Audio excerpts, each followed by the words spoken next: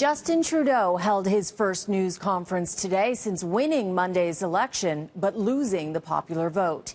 He announced his cabinet will be sworn in November 20th. And just as it did on the campaign trail, Doug Ford's name came up today. We'll have more on that in just a moment. Trudeau also said he will not form a formal coalition, and he will continue to expand the Trans Mountain pipeline. The Prime Minister is going to have to govern differently now that he no longer has a majority, and he seemed somewhat chastened. Canadians gave me a lot to think about on Monday night. After losing his majority on Monday, Trudeau said voters gave him a message to work with other parties on key issues like climate change and affordability. He wasn't clear, though, about how he was going to do it. I'm going to take the time necessary to really reflect on how best to serve Canadians. Trudeau acknowledged he didn't win any seats in Alberta or Saskatchewan, and he has reached out to Conservative Premiers Jason Kenney and Scott Moe to hear their concerns.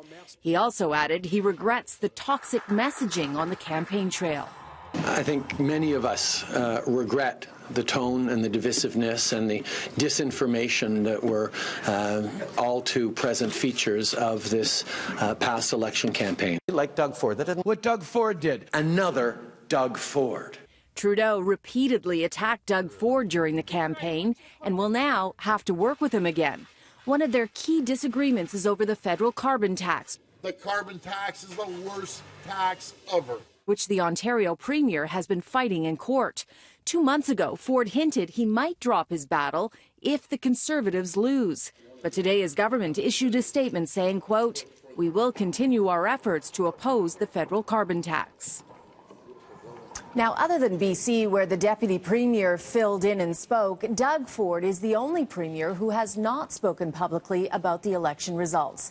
He had an event in Toronto today, but media were told it was closed to them. It has been 2 months since he took reporters' questions anywhere in the GTA, and a game of hide-and-seek has been ongoing.